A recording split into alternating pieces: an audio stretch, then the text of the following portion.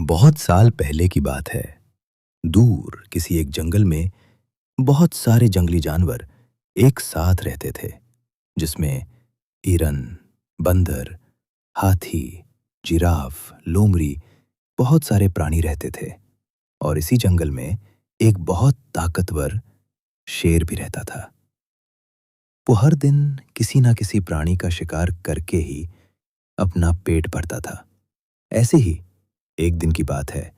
सभी जानवर पानी पीने के लिए तालाब के पास जा रहे थे और उनमें से लोमड़ी थोड़ी पीछे रह गई थी। और उसी रास्ते पर शेर शिकार के लिए घात लगाए छुप कर बैठा था।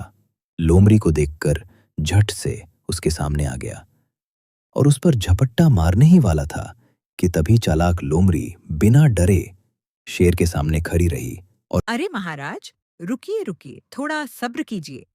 क्या कोई गलती हो गई है क्या मुझसे? कई दिनों से मैं भूखा हूँ और आज मैं तुम्हारा शिकार करके तुमको खाकर अपना पेट भरकर आराम करूंगा। हाँ हाँ। अरे महाराज, पहले मेरी बात तो सुनिए। मुझे तो इस जंगल में स्वयं भगवान ने किसी खास मकसद से भेजा है।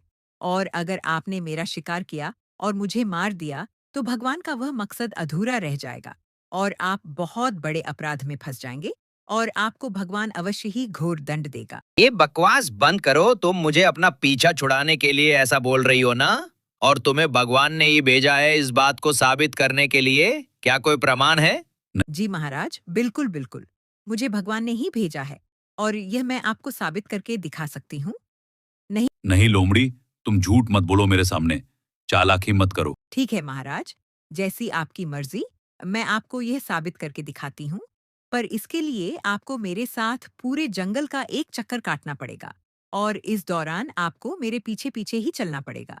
और आप देखना कि मैं जंगल के जिस जिस हिस्से से भी गुजरूंगी, उसी हिस्से के सभी जानवर मुझे डरेंगे और दूर भगाने लगेंगे, क्योंकि वह मेरी ताकत जानते हैं।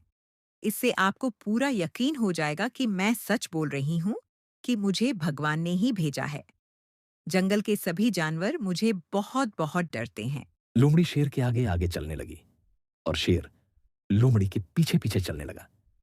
जैसे जैसे वह दोनों जंगल से गुजरते हैं, वैसे वैसे सभी जानवर उन दोनों को देखकर भागने लगते हैं। सभी जानवर शेर को देखकर ज्यादा डरे हुए होते हैं, पर शेर को लगता है कि वह सभी सिर्फ और सिर्फ लोमड़ी को देखकर ही डरे हुए हैं। अरे सच में जंगल के सभी जानवर तुमसे भी ज्यादा डरते हैं और तुमको देखकर दूर भाग रहे हैं। अब मुझे पूरा यकीन हो गया है कि तुमको भगवान ने ही भेजा है। इस तरह शेर चालाक लोमड़ी के बातों में आ गया और उसी दिन से हर रोज हमेशा वो लोमड़ी को अपने साथ लेकर घूमने लगा।